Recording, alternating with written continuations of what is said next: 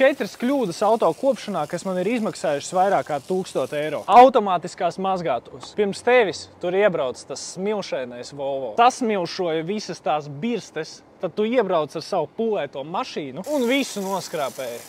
Šādi.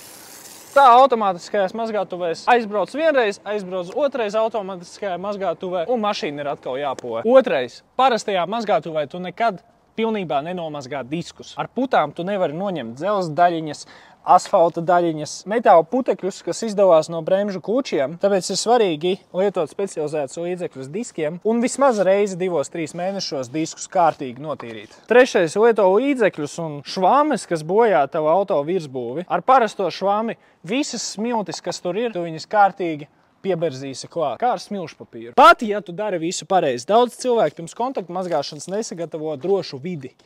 Tātad pirms kontaktu mazgāšanas sākumā uzklāja putas, noskalo, uzklāja vēlreiz un tad tikai taisa kontaktu mazgāšanu. Lai maksimāli mazinātu risku, ka tu virsbūvi skrāpē. Plēšu putu smidzinātāji, kas nāk ar 2 uzgaļiem, kā arī daudz dažādas līdzekļus un aksesuārus var nopirkt Plēšu LV mājaslapā.